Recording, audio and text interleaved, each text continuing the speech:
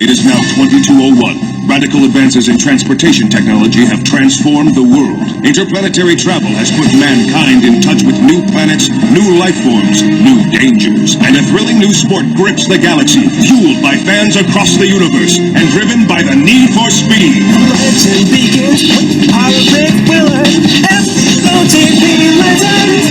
We rock Dragonbird in the chapter of Killer, FOTP legend.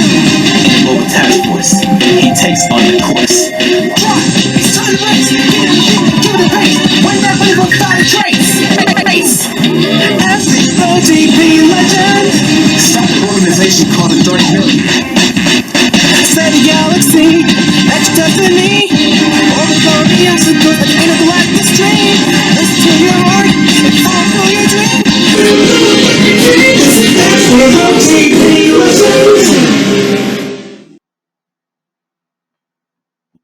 Hello guys, this is the Ecron Writer. Welcome you back to another broadcast from OBS Studios. And I am so excited because, as you all know, I'm a huge fan of the F-Zero series when I mentioned it when I did PJ the Empyrean Colonist. And this is one of my best epics I have ever made. F-Zero Ending It All. And in case you're wondering of the song I just played, it's actually from Silver Reploid CLE, who's a big fan of the anime just like I am, especially when it comes to the English dubs. So, as you can see right here, this is my OC, Tinsel Steelus, along with her Silver Comet, and this is Rick Wheeler with the Dragon Bird. And this image was actually made by one of my good friends on DeviantArt named Revived Racer 209, who has actually made a YouTube account known as Custom R, in which he practices his very own custom tracks. And he is a huge fan. He is like a fanatic and a pro of the F-Zero series. So, I am so stoked to present this fic to you guys. And as you might already tell, I'm a huge fan of the F-Zero GP Legend anime, specifically the English dubs. And this is his way to resolve the cancellation. Show lasted for 15 episodes and it was unexpectedly canned when the Fox box turned into 4Kids TV. Corporate bastards. Alright, let's get this started. Ending it all. Of course, I don't own F-Zero. It actually belongs to 4Kids Nintendo. Well, not 4Kids anymore because they went bankrupt in 2012. So it's just Nintendo and 2B Tokyo. I just happen to be a fan. It's a series of flashbacks and crossovers involving the original character Tinsel Steelus. Her friends have suddenly vanished, and it's up to her to find them and put an end to it all. Lap 1. It was a typical Sunday spring morning, and Tinsel was piloting her machine known as the Silver Comet. It was a vehicle that was created by Dr. Clash as she enrolled in the first F-Zero Grand Prix several years ago. It lights up like a comet and it leaves a tail behind as it reaches top speed. It also has a weapon, a built-in ice beam to freeze her enemies. Dr. Clash said it was one of his prototypes in creating these magnificent machines, since none of the others didn't have any of these weapons. She just stopped by at Bert's Diner, the Falcon House, for her breakfast, and she was talking to a young hacker named Clank Hughes. She greeted them. Hey guys! Just came to pick up some breakfast before I do my usual duties in the task force. So, how are they doing? I bet they couldn't wait to see me. I've made some new friends over the past few weeks. Bert and Clank had some glum looks when she mentioned her companions. What's wrong? We haven't seen the task force anywhere for the past couple weeks. They've never given us any contact, nor have they returned to their headquarters. And according to Clank, their connections have been missing. Tinsel, I'm worried. Her heart skipped a beat and she thought about Black Shadow and his minions. What if he got him? Would they be beyond saving? How come they never found me? Suddenly she had a flashback when he met Black Shadow for the first time. It was back at Lightning. The planet's name said it all because the weather always had scattered lightning zigzagging across the sky. But strangely, there was no rain. A power plant was destroyed which generated power throughout the planet using its electricity as energy. Everything was dark, and the only thing she saw was coming from the nasty lightning bolts. She watched as Black Shadow met Captain Falcon as he planned to steal the prize after he wins the Grand Prix. I would assassinate anyone who stands between me and the prize. Simple as that. I'm sure you guys all remember this from Chapter 5. Actually, Chapter 6, Black Shadow's Trap. His hand shut out and he got Falcon caught in his energy binds. Then in a flash of light, his clone Blood Falcon came out and put a speed-sensitive bomb on top of Blue Falcon. Hoping to dismantle it, she jumped into her machine and took off at the speed of light. Her friends Yuki and Joey were right on her tail. Yes, the Yuki Moto and Jody Wheeler from the original Yu-Gi-Oh! I did have a crossover with them. Joey flew ahead on his red-eyes black dragon, while Yugi was riding inside the comet. Joey pursued the bomb as his dragon tried to land on it and lift it off. However, its talons kept slipping as the Falcon boosted and made sharp turns on the track. There were also numerous obstacles laying around, including a few dirt roads. Eventually, he came to an unfinished road as he crashed through a sign that said under construction. He went over a gap and saw a hook hanging from a huge crane.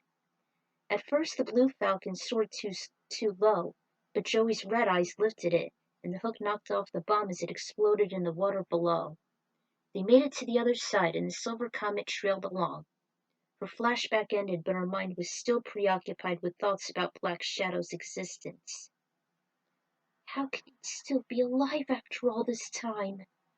She whispered to nothing but thin air. Didn't Deathborn kill him earlier? Maybe after Deathborn died, he magically came back to life. How can that be? Clank and Bert grew suspicious on her rambling. What did she know about Deathborn and Black Shadow that they didn't? Clearly she was trying to hide something, but the secret just kept peeking itself out, bothering her. She heard some noise, something familiar. Suddenly she pulled herself back to reality, realizing Clank called out to her. Tinsel! Are you all right? Oh, yeah, everything's fine. She took a deep breath to regain her composure. I think I should go and visit headquarters just to see what's up. I'll go with you! No, you cannot. I don't want yourself to walk into an ambush. It's best if you stay here. Aw, jeez. What do you say, Bert? Maybe if I find Rick, I'll bring him back for you. I'd like that. Very much. All right, I'll investigate the place. Her stomach started to growl. Vera, she said, just as soon as I grab something to eat. I can't go on an empty stomach, you know. She had a plate with 2 scrambled eggs, a pumpernickel bagel with cream cheese and scallions, and a glass of orange juice. She ate heartily, and in half an hour she said goodbye and was off to the task force's turf. Tinsel found a tall 30-story building at the heart of Mute City. It was the headquarters of the Elite Mobile Task Force. She remembered the first time she met Rick Wheeler and grown fond with him ever since. They've been close allies for the past year. She was, however, least fond of Jack Levin. She heard he used to be a member of a rock band before he became an F-Zero pilot, but it was because of his arrogant nature that kept her at bay. She also liked Lucy Liberty, who was the newest and youngest recruit after her. They've been through a lot and they became close companions. Then there was Mr. EAD, an android who was betrothed to the famous black singer Kate Allen. She still couldn't believe that an android could fall in love with a human being. She remembered Jody Summer, the leader of the task force, and John Tanaka. Tinsel didn't forget the time she saw them saved by Captain Falcon before the power plant and lightning exploded, thanks to Black Shadow. And of course there was Dr. Stewart, the medical genius that saved countless lives during the grand finale in the first F-Zero Grand Prix. It had been suspended for 7 years as far as Tinsel knew. She didn't participate because she was still traumatized about her failure back in Whiteland. It was during the Queen League and she was nearing the end of the big race. The last course was Whiteland where there was a monstrous blizzard and very treacherous roads. She could barely see the other racers as the snow blew haphazardly across her windshield, so she let them pass her. After a millisecond she was in the back of the pack. There were so many turns that the Silver Comet slowed down so it wouldn't crash into the guardrails. When it did, its power would decrease, making it more vulnerable to burn out and explode. At the corner of the course was a huge gap, almost 50 feet long. She didn't gain enough speed, so she backed up and went full throttle on the jump. She tried to follow the other racers who all made it to the other side. Somehow she wasn't able to. She and the Comet started to fall, and the machine was devastated. She didn't remember much after that, except she had hypothermia from the blizzard as she was taken on a stretcher and airlifted to a hospital. Despite the accident, the race was still on until it finished. Of course, it was Captain Falcon who emerged victorious. She woke up in an intense heat wrap in her white, empty room, and the nurses told her about the accident and her loss in the race. She couldn't get her failure out of her mind. In fact, when she got better, she decided to hide her machine in a garage in Mute City. It was never used again until the GX Grand Prix 13 years later. She was lucky she was able to have it back, and she hoped that one day she will overcome her fears and make it over that gap. She went up to the front door and slipped her license into the slot. It buzzed and spoke. Tinsel, Steelus, access granted. The doors parted, allowing her to walk through. Normally there would be a lobbyist waiting for her.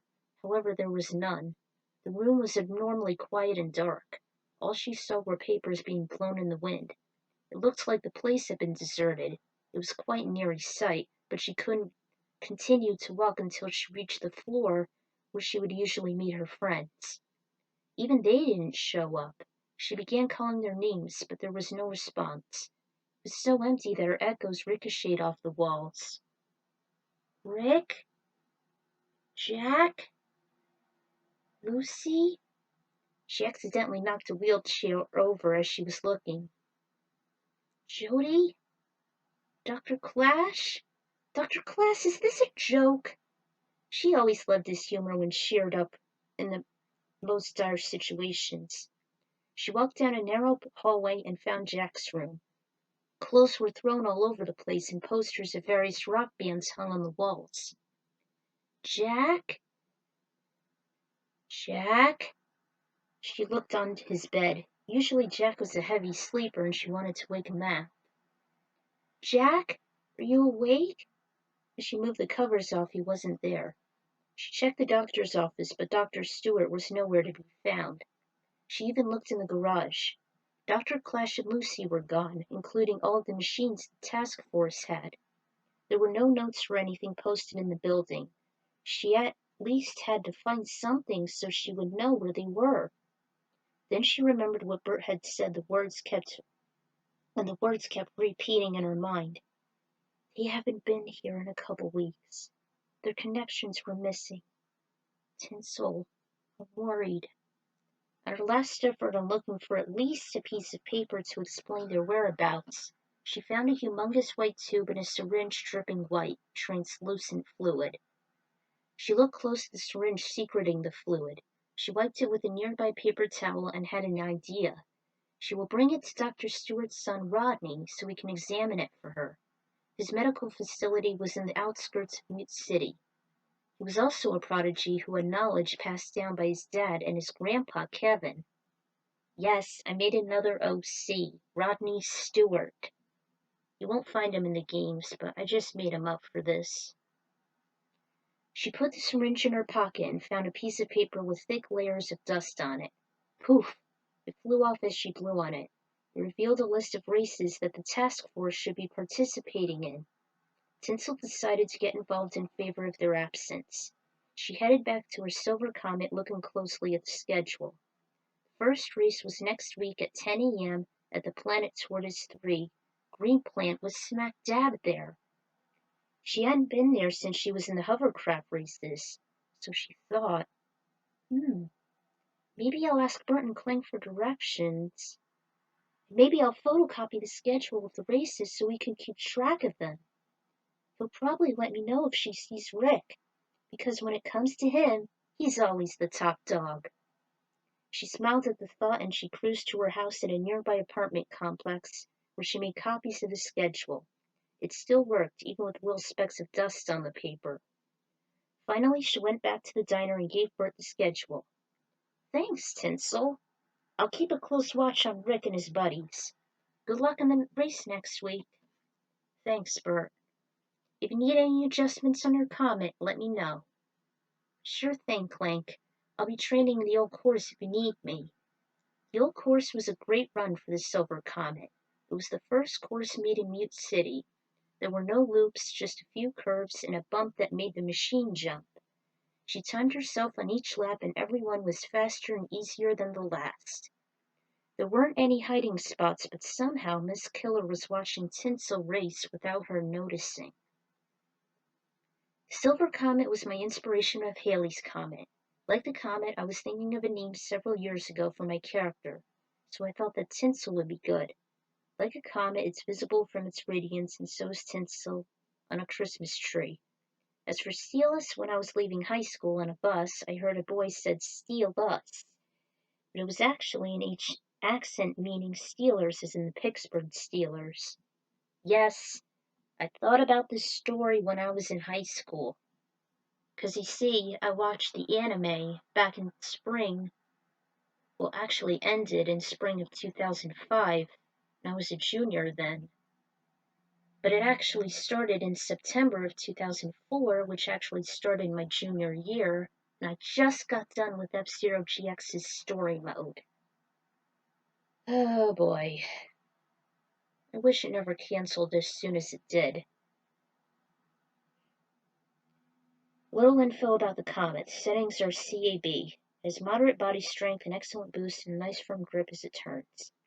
I first became interested in the anime after my brothers found it. It was after I played F-Zero GX back in the summer of 2004. When I found out it's been canceled, I was disappointed since it only had 15 out of 51 episodes made in the US alone. That was when I thought about Tinsel looking for her friends in the task force, who have suddenly disappeared without a trace. I've been thinking about that incident for years. Now I'm writing it. Well, actually, I'm reciting it now. There'll be more just as soon as I get my scenarios together. I hope you enjoyed the first chapter. Comments are welcome. And especially with this video that I just made. So, there you have it. Lap 1 of F-Zero ending it all. So, hopefully I'll do more of this in the future. Until then, this is the Ecron Writer signing out. Hope you enjoyed the first chapter of my first F-Zero epic. I'll see you guys later.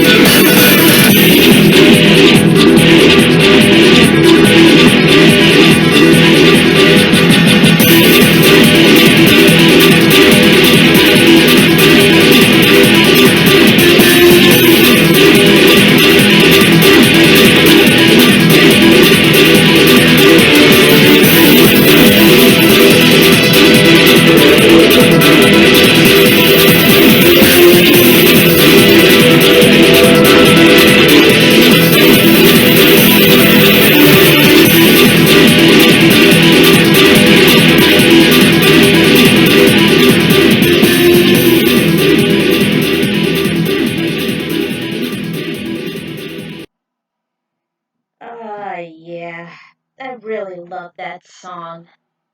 That was one of my favorite songs and my favorite courses from F-Zero GX. My favorite installment of all time. I really love that song. Hey guys, welcome back to another episode of F-Zero Ending It All. Last time, Tinsel Steelus had just got the mystery from Bert and Clank that the mobile task force has been missing. And she just got the schedule for the next race, which is scheduled to be in Tortoise 3 at Greenplant, which is one of her personal favorite tracks in the galaxy. So, without further ado, let's get this started. Alright, welcome back to another chapter, although this one may be the latest for some time as I still need to put some scenarios together. Tinsel continues to look for the task force while she competes in an F-Zero race in Greenplant. Will she be successful in both ends? Well, let's find out, shall we? Lap 2. On one side of Tortoise 3, the portion that is rarely hit by vicious windstorms, was a world inhabited by humans and numerous fertile plants, emitting oxygen to sustain life. It was a secondary planet for the immense human population, and so biotechnologists created these plants to create an automated oxygen-generated facility, hence the name. The course itself had an enormous pipe intersecting the course. There were also some cylinders to make the course a challenge for amateur racers. At precisely 10 o'clock, the stands were filled with millions of fans of all life forms throughout the universe.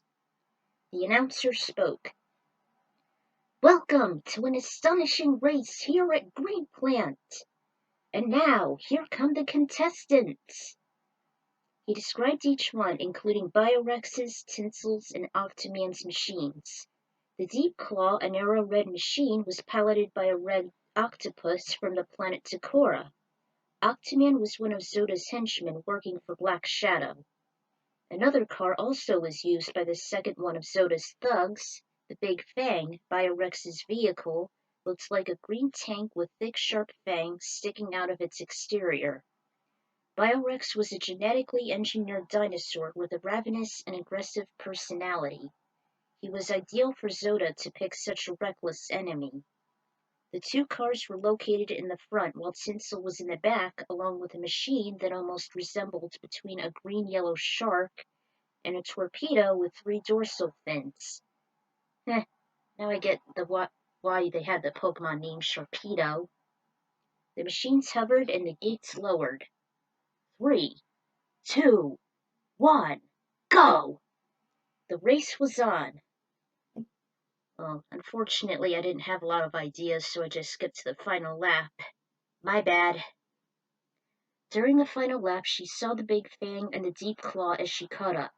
She realized them as Black Shadow's minions, and she won't let them win this race and take the prize money for his benefits. As he saw her, Biorex snorted. That's Tinsel Steelus, the only surviving member of our enemies. What do you say we tick her off? Ah, yes, a great idea, Octoman responded. I'll distract her while you ram her out of her misery. She must be under a lot since she lost her friends. Yeah? Well, we'll see about that. They boxed her in, but she slowed down and swiped Octoman clear off the track. Biorex was more ferocious. You'll never win, Tinsel. I'll go munch on some mammoth ribs, although I wouldn't because they're so fattening. Why you? He kept knocking the silver comet against the guardrails to lower its energy. In fact, her energy was so low that the alarm started to go off, which is the same one from GX. Sparks flew as she was getting squished by the heavy tank. Off in the distance, the torpedo-like machine showed up. It was the hyperspeeder. The pilot was dressed up in a green dinosaur suit. So this is Biorex, huh? I've found you, he muttered. He raced ahead and saw him and Tinsel taking a fight to the death. The comet couldn't take any more abuse, and smoke was rising from its exterior. Just when it seemed all hope was lost, the speeder zoomed toward the big fang and hammered it from the side. Biorex tried to hit it back, but it was too slick. It was very agile, and it repeatedly hit the big fang when it was vulnerable after an attack. With a swift spin, the vehicle flipped, crashed into the guardrail, and exploded on impact. Tinsel crossed the finish line first, then the mysterious pilot and the hyperspeeder. The crowd roared as they stood up from the stands. A spectacular victory for Tinsel Steelix! This crowd is going wild for this newcomer. After they made their victory lap, Tinsel and the dinosaur-suited pilot jumped out of their vehicles and shook hands. Great race, newcomer, he said. Thanks. You didn't do so bad yourself. I did appreciate how you hammered Biorex. I was almost at my last legs. Thanks for your help. He turned bashful. Ah, it's all right. My real name is Christopher Annex, but you can call me Beastman. Nice to meet you. I'm Tinsel. Tinsel Steelix. I admire your machine, Tinsel. Well, I should be going and capture that ugly carnivore before he starts any more trouble. Yeah, thanks again. See you later. He waved and walked away. But before he was out of her sight, she told him, Wait! Will I see you in the next race? That all depends. I could be, as long as there isn't any more fierce animals for me to catch. He saluted and he was off, leaving Tinsel their first place win and the prize money with her trophy. At the dark room, Octoman was sobbing. He wiped his yellow eyes with one of his red tentacles, and his tears were made of ink. Oh, that stings. What is Black Shadow gonna say to me now? Octoman? He stood up, startled, and through the glare he saw Tinsel walking over to him. Please, don't hurt me. I surrender. I'm not here to harm you. Just calm down and tell me. What are you crying for? That was a first since she saw one of her enemies in tears. However, Octoman wasn't her enemy to begin with. Black Shadow's gonna kill me 'cause I lost the race. He's been more brutal than he's ever been when the task force disappeared. Miss Killer will do the same since she is his right-hand man or woman. More tears flowed and he covered them with one of his arms. No, it's not like that. It doesn't have to be that way. Why did you work for Black Shadow anyway? You weren't always like this. The Federation just couldn't get enough of me and my people. We were always being hunted down by them, and we were surrounded by many enemies. Our economy is also failing, so I was recruited by Black Shadow to get my vengeance. That'll show him not to mess with me. It's only just to keep my credentials at bay, that's all. You don't have to do this. I'll make sure you are protected. I mean, you do remember last year when I gave the money to you so that your planet can prosper and that you can save your children? Well, I did it all for you. You're not truly my enemy. She put her hands on his face, and how slippery it felt, like a fish out of water. Her voice softened as she looked into his eyes. I can see you. You're just you. Don't make it much harder for yourself and for your people back in Takora. Tinsel. Go back to your world and do what you have to do there. Unless if you want to help me search for the task force. No! I won't let you. I'm sorry. I can't do that. I won't let them catch me and treat me like I'm a traitor to my family. I thank you for your help, but I need to hide myself for a while. I understand. Just remember what I told you. Thanks, Sidsel. He walked away, sliding his tentacles with his head bowed and his arms drooped at his sides. Tinsel made a promise to help change Octaman's reputation when everything was over. Back at home, Tinsel changed into her race car PJs and tucked herself in. She looked at Rick's picture with his girlfriend. She took it from his room when she was looking for him. They looked so nice together, and then she made an amazing discovery. That girl looks exactly like Miss Killer! Could it be that she was brainwashed by Black Shadow? Only one way to be sure. If she finds the task force, she'll find Black Shadow. And what about the syringe she found? Well, I guess I'll make an appointment with Rodney and find out. She had a restless night's sleep, dreamless sleep. Rodney Stewart had just got his doctorate, and his facility was close to the old course Tinsel was training at. Earlier, she talked to him on the phone, and he scheduled an appointment for tomorrow at 11 a.m. She was right on time, and she met the receptionist. She said hello, and she was expecting an appointment for her. Dr. Rodney will be there shortly. Please take a seat. After 15 minutes, he came out and called for Tinsel. He was wearing a long white robe, and his hair was the same color as his dad's, only much shorter. She walked over to his room, and she discussed about the tube and the syringe. I was looking for your dad back at the task force's headquarters, but he wasn't there. When I tried to find him in his lab, I found a note. She took it out of her right pocket. She unraveled it, saying, Tinsel, use this tool when you need it. I had no idea what it was used for. I was hoping you would figure it out. All right, I'll take the tube and the syringe to the lab and find out what's inside it.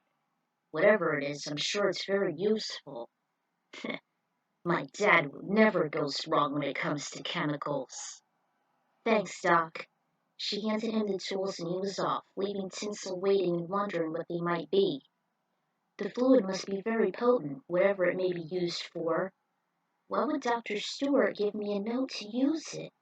He must have prepared all this in a hurry, no doubt. After 20 minutes, Rodney came back and asked Tinsel to go with him in the lab. Inside was a lot of test tubes, burners, chemicals, and pills. They were stored neatly on the shelves in perfect order. Some of the test tubes had fluids bubbling inside, and a few robots were assisting Rodney with handling the strong chemicals properly. With goggles and plastic gloves, the duo went to the place where the tube and the syringe were laid, next to a microscope. Its lens can go up to 1,000 times to see what's inside the fluid. He looked closely through them and saw a bunch of different cells floating inside the fluid on the small clear swab. He observed, This solution is very interesting. My father must have had a good reason on giving it to you. What's up, Doc? It seems that this is some kind of an enhanced developer of the brain. If I'm correct, it could be used as a mind-controlling agent. Of course, it's not used for mind control, but rather to reverse the effects of it, restoring the brain to its normal functions. Wow! That's amazing! Is there anyone you know that may be brainwashed or something? I'm not sure, but I fear for the worst for the task force. Maybe they could be hypnotized by Black Shadow because they haven't returned for quite some time. Or maybe it's used for that girl Rick knows. He said that she resembles a girl named Taruka, and he thinks that that's her working for Zoda and the others. That may be. If you are right, I suggest you hold on to it. Like I said, my dad must have had a motive on placing his responsibility in your hands. Thanks, Doc. I'll let you know if anything comes up. Tell my father I said hi. I will, and I will do my best to keep it safe. I'm counting on you, and so is my dad. He thumbed up and she left the hospital with pride. Sorry I didn't bold this. I'll get to work on it eventually. I know that this story is pretty much leaning toward GX and more than GP Legend, but GX is my favorite game in the series and one of my favorite courses is Green Plant. And according to the profile, Octaman does want money to restore his planet and the Milky Way Federation does always give him and his kind a hard time. That's why Tinsel sees the good in him and she wants him to use it rather than work for Black Shadow. If you look at Robert Stewart's profiles, he doesn't have a son. Rodney is an original character inspired by the singer Rod Stewart, although his real name is Roderick. I know it's kind of weird, but hey, Tinsel needs someone to talk to now that Dr. Stewart has gone away. If I get some more scenarios together, I'll come up with more chapters, so keep a sharp eye for it. Hopefully, if I'll have more time, I'll make more videos. Alright guys, that's it for now. Lap 2 is finally done, so next time, we'll find out what that formula is truly used for, as well as continuing Tinsel's quest on reuniting the task force. So until then, this is the Ekron Writer, signing out. Ciao everybody.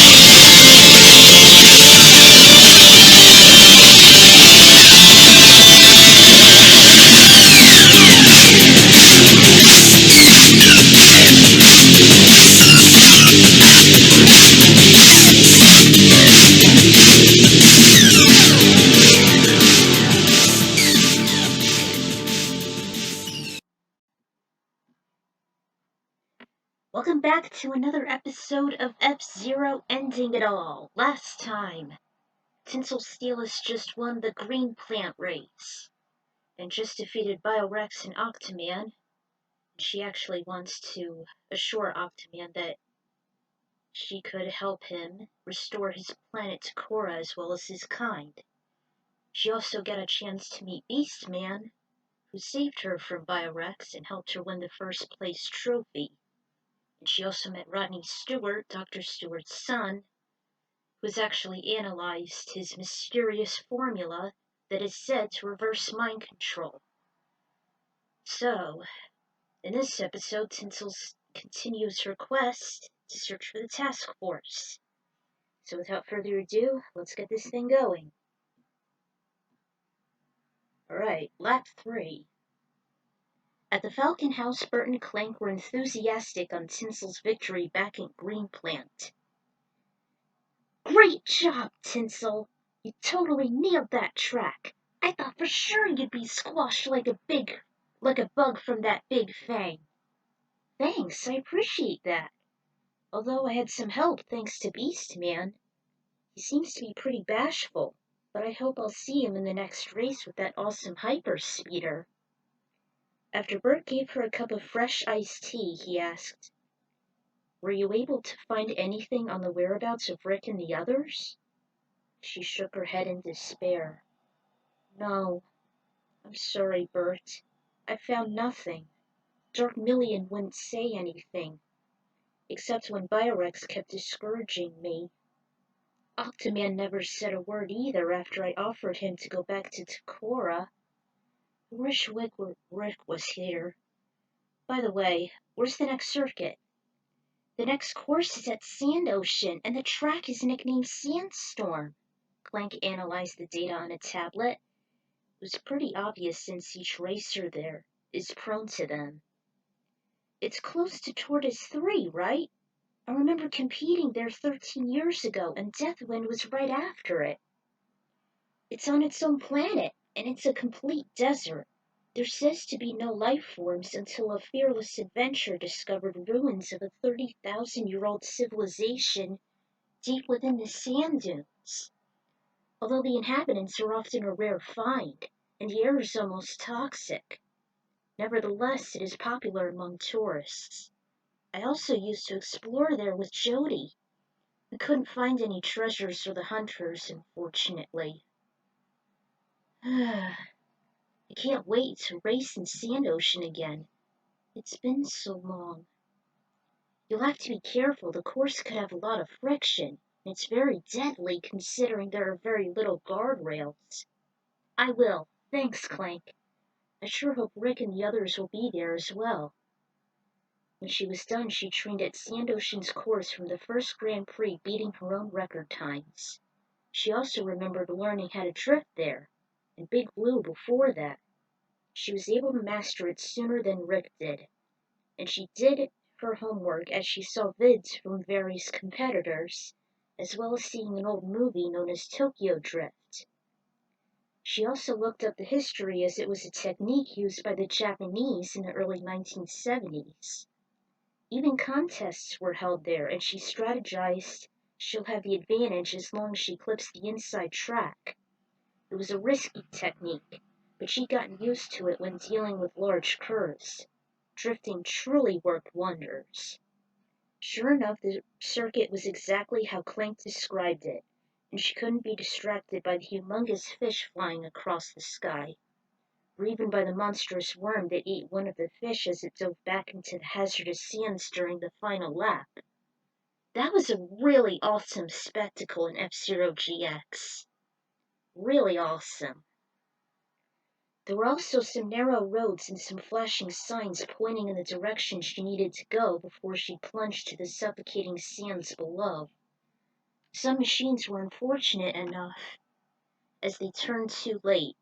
Others were demolished by foolhardy pilots who made a sharp side attack, including Tinsel. In addition, the heavy winds were slightly knocking them off. Like they say, slow and steady wins the race, she thought, making her driving as thorough as possible. There she encountered two unique pilots and one machine that cut ahead of her. She was very impressed on how they handled it in sync amongst the harsh conditions. The two cockpits were actually connected into one contraption. An astonishing finish for the twin Narita! Gomar and Shio's talents were immeasurable as they navigated through the sandstorm. The second place winner goes to the Silver Comet as the newcomer Tinsel had remarkably survived this course. Fans are growing ecstatic for them, the announcer said over the roaring weather. By the time the competition ended, though, it began to subside. After that race, Tinsel began to become more somber after she realized her friends never showed up. Gee, wonder where Rick and the others have gone. She wasn't even sure how long it has been since she last saw them either. When they met after the duo took the gold trophy while Tinsel was the runner-up, the Furicake people told her everything. Awesome job, you two! So, who are you guys? I am Gomar, a short, plump, toad-like creature said. And I am his partner, Shio, added a taller, skinnier creature. Gomar was the one with the high intellect, while Shio had the taller physique. They're envious of each other's abilities, yet they get along just as well. Tinsel was shocked they used to be criminals, however, she was relieved after they revealed they were released on bail thanks to the prize money they earned earlier. It wasn't much since they've burnt out, but their friends and ever-increasing family were able to give them some charity. Also, they were put on probation from stealing any more machines or their components.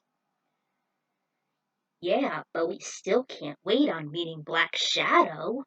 Oh, he is so elegant, and black with that awesome cape, the small fry stated. Kind of like a hero. The thin figure cupped his hands over his chest. Newsflash, no he isn't. Tinsel told them everything involving her first encounter and Dark Million's motive on ruling the galaxy. They also told her that they were a step closer from achieving their dreams as F-Zero champions. Wait, why is there two of you? I thought each machine should have only one pilot. They were at first disqualified before the F-Zero X Grand Prix as they were two individuals, yet somehow the EAD Foundation convinced the committee otherwise. Since they are from the planet Huckmine, they have an unusual relationship as they have a tendency to pair for life. As soon as the Furicakes emerge from their seed pods, which could be dormant for centuries, they get engaged with their partners, until they could somehow find a mate and marry, thus finding new partners. Both Gomar and Shio have long dreaded for that day, as they would never see each other again. She was surprised they knew Lucy Liberty, who recently helped them make some adjustments on their vehicle. At first the machine had a moderate grip and a weak body. However, she managed to increase its strength while minimizing its turning ability by just one level. Unfortunately, it still had some low top speed, and she was also able to build an extra cockpit after one was severely damaged in the GX Grand Prix last year. Well, since you know her, how about you help her out? Just as a way to return the favor? And since you're helping the Galaxy Police, maybe it could give you some leniency on your criminal record. Sure, we'll do it, and we can achieve our dream, right, partner? They high-fived each other. This lap was very short, as I still need to come up with some better material. I hope Revive Racer 209 could help me in this bind, which he did. The way I saw it, I wanted the Deathwind theme play in the background, much like another course. It's a reference of one of the circuits featured in a special game known as Broadcast Satellite F-Zero Grand Prix 2. Unfortunately, it's Japan only, sadly. I found that on an LP, Sandstorm was one of the circuits featured there. The first being Mute CD4, which was as decent as the one in the Queen League, except there are several jump pads. The second is an advanced version of Big Blue. The third is the first Sandstorm course, which is almost a rehash of Sand Ocean with the Firefield theme. The fourth is a more tedious version of Silence. And lastly was another Sandstorm, but with a Deathwind atmosphere. There was also some modified versions of the original four machines known as the Blue Thunder, the Lunar Bomber, the Wild Amazon, and the Fire Scorpion. This chapter also had some references to the difficult Diamond Cup course on GX with Sand Ocean's lateral shift. After seeing the episode Lucy's First Duel in the Japanese anime with English subtitles, I decided to change the Twin Arita stats. Its body had the D rank, its boost was excellent in A, and the grip was so-so in C. However, I changed it so it would have the D rank while dealing with curves. You know, Dad? Kinda like the same stats as the Golden Fox and the Wonder Wasp. Plus, it had some throwbacks to the original game with the third course from the Night League, and it introduced Gomer and Shio, some of my favorite unique pilots. They always had a great sense of teamwork and camaraderie between them, even though the Twin Arita is cool but not quite as strong. So another simple lap done. Let's hope I'll come up with a better one next time. Let's hope I'll do more videos too. So, voila! Another F-Zero lap done. So, this is the Ecron Writer signing out, and hopefully we'll do more laps in ending it all. Until then, this is the Ecron Writer signing off. Goodbye, everybody.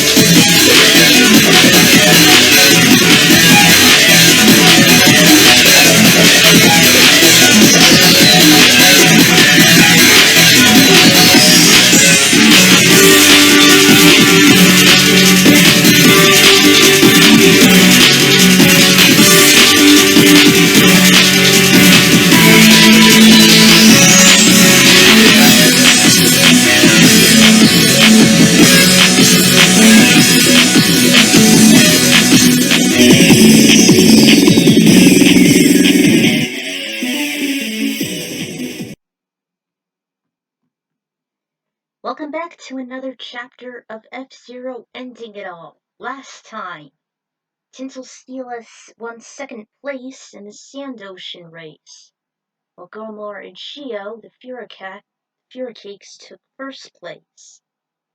Nevertheless, Dr. Million wasn't really there, so there was no harm done.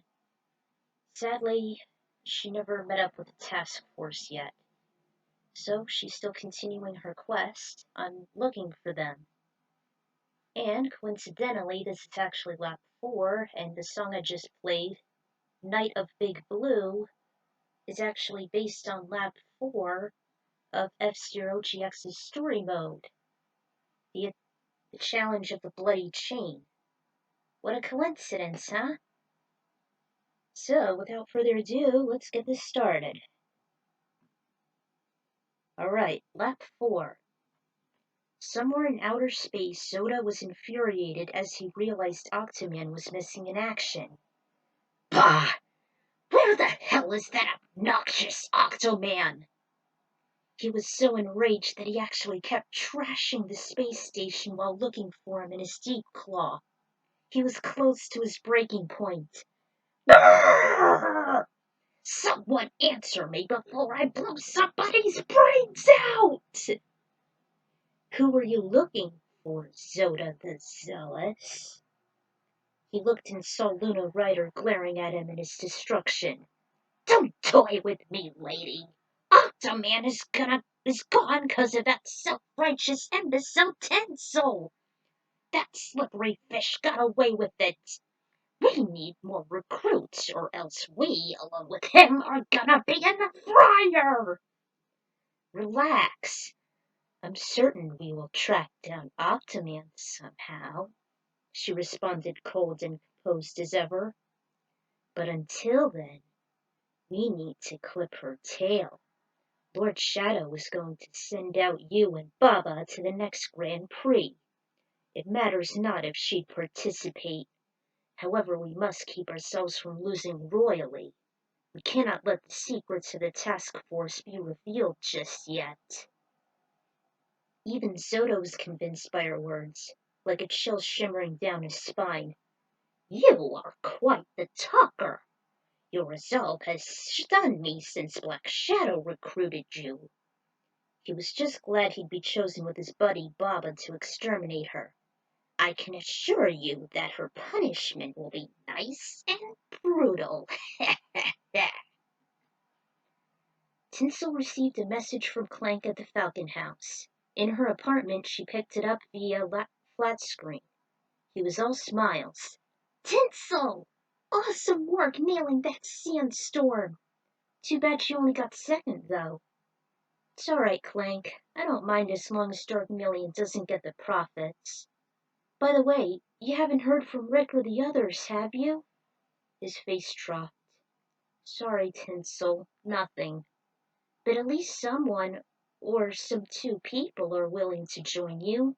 Gomor and Chio will do great! Yeah, but I only wish at least he was here. It's been too long. Something must have definitely happened to him. Her voice was rising as it started to crack. Hey, don't get upset. You need to keep your head up, champ, Bert chimed in. I'm sorry, Bert. I didn't mean to make the kid upset. We're doing everything we can, but we haven't gotten a connection yet. Still, you must be ready for that big blue race tomorrow. I know. Her mind was fixed on the fact her best friend was still missing. She couldn't wait to compete on that nostalgia track, though. That alone kind of lifted her spirits. It also cost a lot to enter, but considering that Dark Million would show up, this was not the time to worry financially. We're counting on you, and so is Rick and his friends. Do well, Tinsel. We'll be cheering for ya, Clank added. Thanks, guys. She ended the message. Her mind shifted elsewhere as she remembered Jody's voice. It was a lecture from her at the headquarters, and she doesn't get them very often. I need to tell you something. You're not really in trouble, Tinsel, but you soon might be. For you see, you do have the talent of an F-Zero racer. But you mostly suffer from meekness. What? Meekness? What's that? She wondered, as she never heard that word before. It sounded very close to weakness. It means that you hold back during each of your races. We notice that you don't go all out like Rick and Jack do. You are a woman, of course, and you can get a bit scared when the going gets rough. But sometimes you need to let yourself go and not fall back. You cannot second-guess yourself either. Sometimes you'll have to take risks, be more assertive. You keep seeing how Wheeler is, right? And that's a huge difference between them. He's bold, aggressive, hot-headed, and sometimes reckless and disobedient. But she's the complete opposite of him. I see. Tinsel tried to take it all in. She was right about that. Jody said, there will be a time when you need to take chances in order to succeed and overcome your limitations. Not second-guess yourself or be hesitant. I've noticed you often hold back when your comet's power is low. Tinsel was always nervous on destroying herself like she did in Whiteland. If she could conquer her fears and perhaps be with Rick and the others more, she can become stronger and achieve more victories. This is meekness, not weakness. There is a difference. You can't always play it safe. Only those who go too far will know exactly how far they can go. Think about it. Only those who go too far will know exactly how far they can go. Tinsel repeated the words out loud.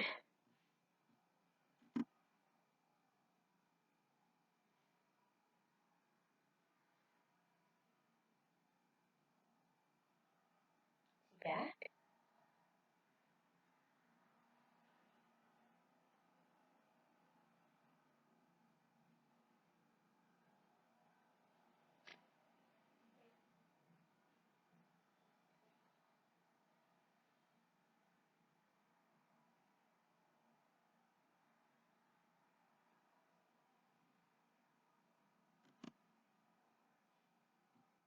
She's right.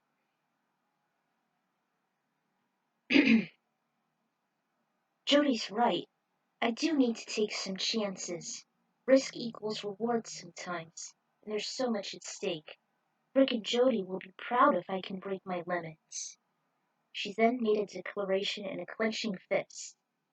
I will win this race and never hold back. For you guys.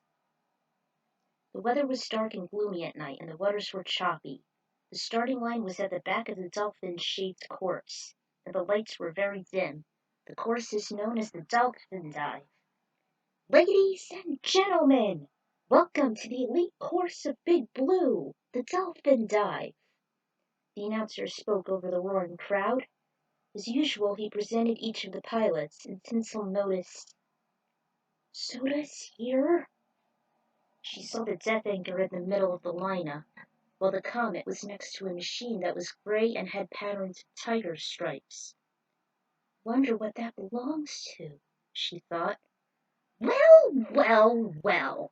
If it isn't the remaining pest from the task force I wasn't able to take over.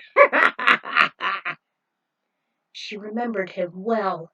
He once tried to manipulate her mind as he unknowingly gave her a toxin mixed in with her drink while she was training at the hovercraft hub in Tortoise 3. She also knew Zoda was her target. Zoda, so we meet again. Only this time it'll be your last. I have a crony that'll do the job. He pointed to that machine she saw earlier. She reminisced for a second on Jody's words, and considering she's dealing with Rick's nemesis, he came into her mind, filling her with some spite. You won't resist us this time, Tinsel. Victory's within our grasp, and you'll be seeing your friends very soon. We'll see about that, Zoda. He was taken aback as she retorted. Ooh, I see one. I suppose Wheeler has influenced you too much. Time to put an end to that! Her body tightened as he saw him withdrawn to his vehicle. She hurried to her own just seconds before they were starting up. As she clutched the steering handles, her fingers were turning white. Soda! I will defeat you! Despite the hazards on the course, Tinsel was always focused on the lethal enemy. At times, the waves licked the track, making it slippery as each machine skidded on it. This was especially chaotic when they approached the dorsal fin, as the turns were very sharp. This wasn't too much of a threat for the Comet, as it had a decent grip. However, she found herself colliding with the guardrails as she was struggling on the pointed fin. Another portion submerged the machines underwater by the bottlenose. The pulse current forced them to go in a direction they didn't want to go, making them lessen their speed or pushing them toward the walls. There were also some jumps and speed plates, though they must be careful not to dive into the ocean. And the most tricky part was where the belly curved in. They must be fully aware as they were using the jump pads, which was a must to get over the raging sea. Lastly, the circuit eased itself as they went through smooth curves at the tail. Then it was rinse and repeat literally as they went through these enduring trials for 2 more laps. There was clearly a test of skill, as this wasn't only an expensive course, but was actually designed for daring, experienced pilots. Nevertheless, Tinsel was determined to stop Dark Million from prevailing. Just then, as she was boosting across the track, she caught up to the missile-like car ahead of the tiger-striped one. She didn't hear what those evildoers were saying. "Let's ram Tinsel out of the competition," the pilot of the Iron Tiger stated to his associate. "Good, Baba! She's closing in on us. I'll take the cake while you dissuade her." She was just about to pass her next opponent when the tiger ransacked the Comet. That certainly caught her off guard, and the monkey sneered at her. "Who are you?" she shouted. "I happen to be another drone for Dark Million. Soda ordered me to squash you." She saw the death anchor go further and further ahead. "Soda!" "What's the matter? You had enough, weakling?" he mocked. "You'll never be able to help Wheeler out this way. What's the point of you being here?" "Something that Rick was unsuccessful to do. To destroy you." "Go ahead and try. I'll see you after I win this race. Catch me if you can." Coincidentally, the anchor had the same level of speed as the Comet. "Come back here!" Tinsel was still being crushed by the tiger's strength, and the Comet couldn't take more harsh treatment. She couldn't even use her boost since it was being held back and its power was draining rapidly. An oncoming blue machine saw the devastation as the two duked it out, and the pilot recognized one of them. Tinsel? He saw the Comet burn up as it was on its last legs. He fell back and then slammed into the tiger with all its might, causing the enemy to spin out. Even though she wasn't out of the woods, Tinsel was relieved by the assistance of Captain Falcon? No! That's... She recognized the pilot as an anthropomorphic wild dog. "Leon? Tinsel, is that you?" "Leon!" she cried. Tinsel was surprised the space angler was there to help out in her desperate time of need. "What are you doing here in Big Blue?" "I can't explain right now. My machine's about to blow, and Soda's taking the lead. I can help. I want to return the favor after you donated prize money to my home planet last year.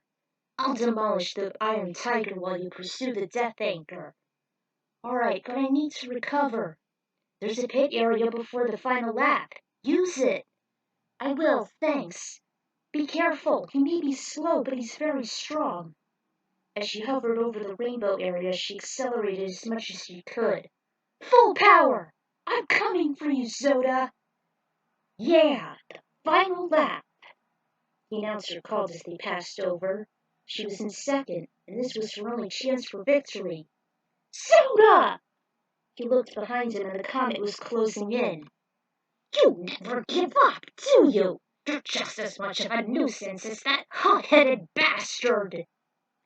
Since the Death Anchor was made from a missile by the Galactic Federation, it was designed for high velocity and sharp turns. However, its defenses were low. There was a rumor saying it had a self-destruct mechanism, unbeknownst to anyone, including the abnormal assassin. As Tinsel raced against Zoda, Leon was having quite a fight with Baba. The wolf was at a disadvantage when it came to speed and endurance, but he hardly slipped within the track, just as the Iron Tiger didn't. Zoda was fairly weaker than her, but he was just as fast, making it a challenge to keep up. She performed a couple side attacks, slowing down the Death Anchor bit by bit. You really are grinding my gears! She fought back, but something else caught her eye. Leon was struggling with Baba behind her, and her ally was losing when his machine started to spark. Zoda noticed the commotion too. Looks like your furry friend is being fizzled. You got a heart-wrenching dilemma on your hands, Tinsel. Not so tough after all, are you? Defect. Indeed she did. She could either help Leon, but it'll cost her the race. But if she gets rid of Zoda, she may lose the canny canine for good. However, after he said defect, she had her answer. Nobody calls me a defect! With everything she had, including her sudden anger, she crashed into the Death Anchor at full force. He lost control over his car and it stumbled throughout the course. It eventually shut down and the exterior was heavily damaged. It also cost most of her energy. Suddenly unaware of what's happening, Baba accidentally crashed into it. With all the intense speed, he flew into the air and had no idea where he was going. Ah! Ah! I'm going down! Zona, can you hear me? I'm not gonna make it! Ah! The Iron Tiger descended and just crashed into the wall beneath the gap. The rest of their bodies were never found again as they were swept away by the relentless wrath of nature. Baba actually blew up as he plummeted to the raging sea below. Ah! You vicious brats! He screeched at the top of his lungs. He just noticed them pass the wreckage. There was an enormous problem for both of them as they entered the gap themselves. We can't make it, Leon! We're low on power! What if we don't get enough acceleration? Tinsel screamed. She knew since the first F-Zero that as the machine went critical, they lose their top speed. We have to try. We don't have a choice. We must finish this together. They continued to near the ramp, and Jody's words suddenly rang in her mind. You cannot second-guess yourself. Sometimes you'll have to take risks, be more assertive. You can't always play it safe. Only those who go too far will know exactly how far they can go. Think about it. Jody? There was a sudden idea that came to her. Leon, let me follow you. My machine can go faster. I can give you a boost and you can make it over. Are you sure? No, but there's only one way to be. Tinsel tagged behind him and gave the space angler a push before it soared into the air. Then for a few hair-brained seconds, she used another one to get herself over. With that kind of cooperation, they managed to sacrifice whatever was left of their energy and clear the ramp. They almost lost their minds in ecstasy as they made the rest of the way. Unbelievable! The Silver Comet and the Space Angler both crossed the finish line, and by a photo finish, the champion has been decided. Although they weren't sure who won, by the time their victory lap was finished, they calmed down and then caught up on lost time. I hadn't really told you the whole story, Tinsel, so allow me to fill you in. About 12 years ago, with 13 counting this year, my parents were killed in a war on Zo. It was known that a species have natural advantages over humans, such as sharper reflexes and enhanced instincts. One day I met Super Arrow and Mrs. Arrow when the couple were vacationing there. They decided to give me a chance in racing the King meter using my prized machine, the Space Angler. Demonstrating his outstanding abilities, it was decided he would be sent to the F-Zero Grand Prix to be a symbol of hope for his ailing, war-torn world. Although he wasn't considered bright nor strong, he proved to be an amazing pilot at the F-Zero races, despite his young age. I was only 16 then, and I was constantly being teased on by other pilots. His determination and performance has given him a good track record. It's my dream to become champion so I can use the money to save the children of Zhao from poverty and despair. And I can't thank you enough for your generous offer. Recently, Leon worked as a busboy at the Falcon House. He had a secret crush on Lucy and was deathly afraid to confess it to her. The lack of bravery and confidence he just shed away from her ever since. That was almost a similar predicament as Tinsel was unable to show Rick her feelings. Then it was her turn.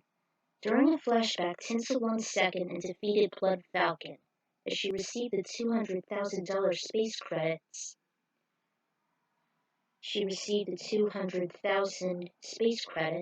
She saw a disappointed coyote or perhaps a wolf ahead of her.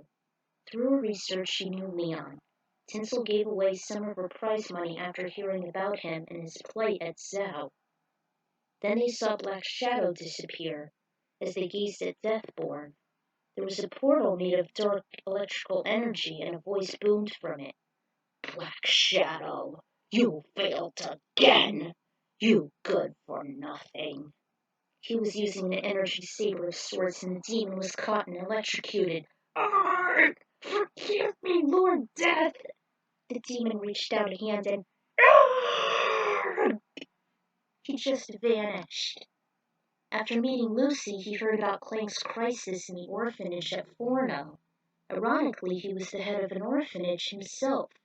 To return the favor, he actually wanted to help her out to defend the galaxy's kids from Dark Million and search for the task force. He's heard some rumors that Tinsel was part of the team, but she told him that they've disappeared. The Dark Million may be behind this. Even Leon's shocked that Black Shadow's still around, and that he recognized the other villains he saw in a few races prior. With a smile, he vowed to stick with her.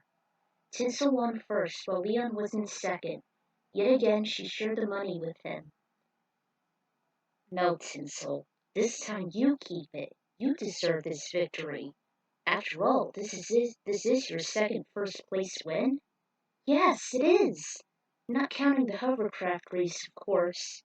I can't thank you enough, Leon. You really saved my hide back there." "As you did with mine. I'll stick with you through thick and thin until we stop Dark Million for good. This time it's for the kids. And for Rick and the task force." "I'd appreciate that very much." They both raised the trophy as a symbol for their friendship and sharing the wild triumph in their common goal. "So, Tinsel has slewed Baba, I see," Black Shadow said as he watched the race from the telecom inside a dark, massive room. "Indeed she did, Lord Shadow," replied Luna Ryder, standing closely next to him. "We must defeat Tinsel and her allies before she soars way too high. She could destroy every single last one of us." "Not necessarily, my dear." He reached down and brushed her hair. "For you see, we have something far more sinister in mind." He then pointed to several massive tanks, and the people trapped in them were motionless and wired. They were so obscure that their bodies couldn't be identified, except for some rough details, like Jack's spiky hair, or parts of Rick's uniform, or Clash's metallic body. "They will soon awaken, and they would serve us loyally, regardless if they happen to be their friends turned foes. They've taken a face-heel turn in our favor, Miss Killer." He faced the comatose Rick. "You will be reunited with him yet, and his essence will get enveloped in a world of darkness. He will be our new secret weapon, and Tinsel and the universe will be ours for the taking." Whew,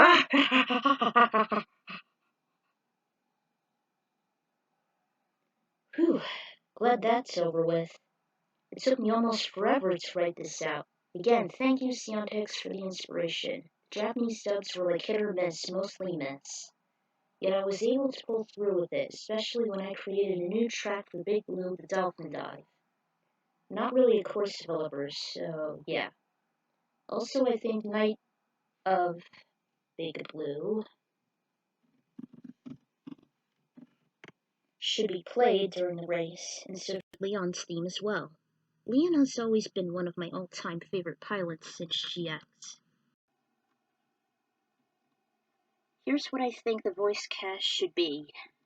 Have Black Shadow, Deathborn, Captain Falcon, Blood Falcon, Leon, Beastman, Gomar, and Shio's voices from GX, and Jack and everyone else's voices except Zoda's from GP Legend. Zoda would pretty much sound like Kefka from Cydia. I just can't take him seriously in the anime except whenever he was around Rick. That was it. And it seems that Black Shadow has something diabolical going on with him and the task force. Could the rumors be true after all? Find out later, F-Zero fans. Until then, this is the Ekron Writer signing out. So, find out next time.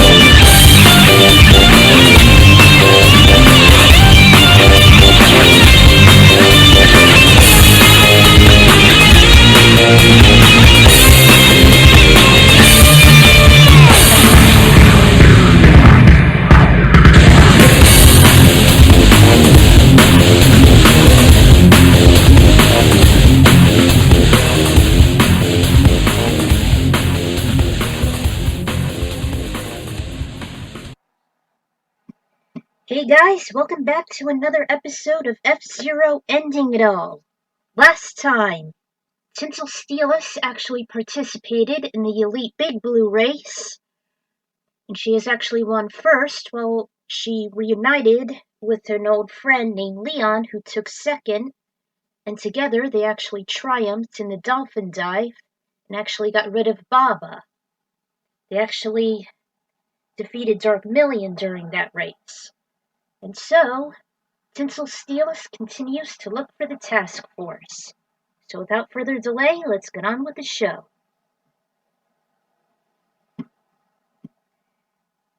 Alright, Lap 5. Tinsel and Leon headed to the Falcon House. Bert and Clank met the hungry hound. Wow, Tinsel, you never cease to amaze us. You've conquered that big blue race. Yes, this is her second first-place victory. Congratulations. Thanks. I also met a friend there. His name is Leon. He's from the planet Zao. And he's also an orphan like you are, as he lost his parents in a huge war there. He loves kids, and even he's the head of an orphanage. Really? That's great! Do you mind if I pet you? Not at all. Suit yourself. He lowered himself a little so the kid would reach his head. However, he just held out one of his hands. I was taught to let a dog lick me before I can touch it. Sure enough, Leon did. He never minded the gentle caress on his face. It's been a long time since someone actually petted me, let alone an earthling. Just like any other dog. You're cute. Leon blushed at Clank's comment. It seems you two are rather hungry. Can I fix you up something? Sure. They both faced him and spoke. Give us your best. Bert made a raw fish platter for Tinsel consisting of sushi and shellfish, while Leon got tender meat with bones. They thanked him gladly as they dove in. The patrons looked as they heard muttering coming from the entrance. The ringing door was no problem for a muscular man. He looked very strong and fit with his stature and ripped body. And he was holding 3 large cases, though his partner had to struggle a little. He was enormous and had magenta skin. He also had 2 pointed ears and a couple feelers, plus a large nose, and his abdomen was enormous. Just suck it in and tuck in your gut, Drac. Going sideways. They were all agog on how much of the air the large alien took in. Oh, look, my latest universal delivery's here. Thanks, Roger and Drac. No problem. The wrestler put down the heavy packages on the counter. Delivering is what we do best. I can see why. Drinks are on me. All right! Drek let out a huge grin showing his shiny, pointed teeth. Unfortunately, he had to stand since the stools may not hold his weight. As he passed out the beer, a pitcher for the pink guy, and a fresh tall can for Roger, Bert introduced the onlookers. Guys, I'd like you both to meet Tinsel, Leon, and Clank. Hey, I know you, Tinsel. You were here with Rick one time. She looked at Roger quizzically. Huh? Have we met? You don't look familiar. I knew you a few months ago. You were here with Rick and Lucy. We met the sick kid in a wheelchair. Roger Buster told her he was the one who made a deal with a child at the Falcon House. A boy named Alias was scheduled for heart surgery next week. And then there was the Fake Star Cup. Oh yeah, I remember that fateful race. But I couldn't recall you were there. She wasn't able to make it since the ballot was full. Fortunately, she avoided a catastrophe as each machine had to slow down and remain in the orange zone. Dark Million attached a bomb sensor on each of them, and if they went too low or too high from the orange zone, they would explode. She grew suspicious of the incident, and she could have sworn she saw Falcon leap off the course intentionally and disable a blimp nearby. Roger's incentive was to give the kid very rare mangoes from another planet, while Rick wanted to win to fulfill his promise to him, and they made a handshake to make it official. She remembered he was put on probation for quite a while after that. Somehow Drac was involved and then forgiven by his partner. That was when he described his encounter with Miss Killer and her demand on giving her all his profits during the race in order for the bombs to be deactivated. And he couldn't fight against her since he's no interest in assaulting women, and he cared about his business a little too much. Huh, so that's why I haven't met you. So tell me, have you found any owners of those machines yet? Sadly, no, the pink creature said as his head drooped. Roger slapped him on the shoulder. Hey, lighten up, big guy. At least we could still use them.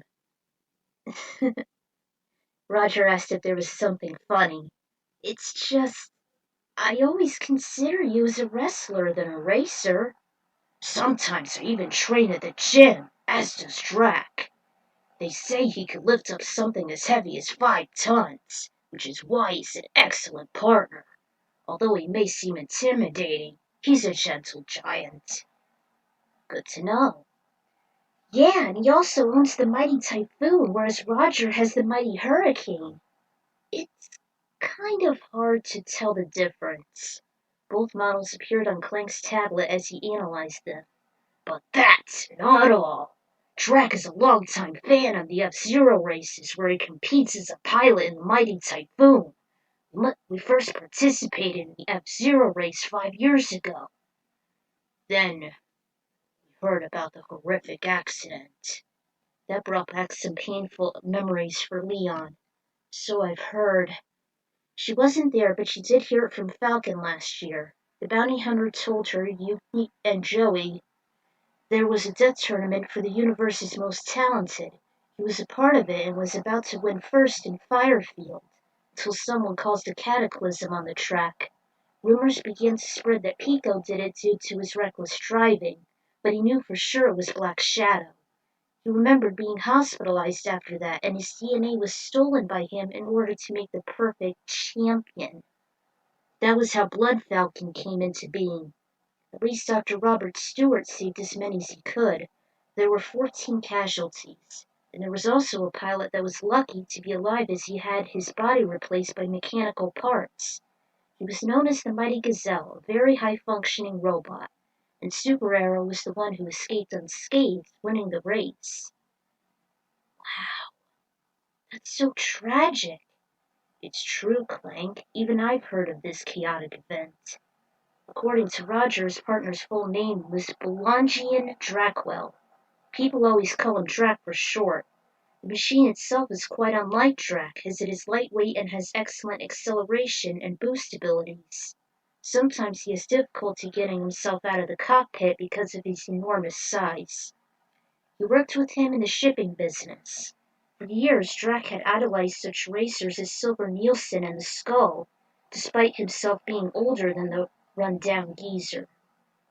Oh boy, Tinsel said about the formerly deceased Sterling Levon. You'd better watch out for this guy. I hear he's the most lethal since he's a master of the black arts. Roughly 5 years ago, before the X competition, Drac and Roger came across 2 machines tagged with an unknown recipient and no return address. Drac quickly convinced Roger to let them enter the machines in the last Grand Prix, telling him that they would surely be recognized if the pilot should watch them, and the rightful owners would come forward to claim them. No one did, however, and the 2 have decided to try again during the GX race. Still there was no such luck. Drac hopes to this day to win a Grand Prix himself before the owners come to claim the machines. Then he could use the prize money to buy a craft of his own. Hey, I also wanted to make an F-Zero museum, Roger, Boatman concluded.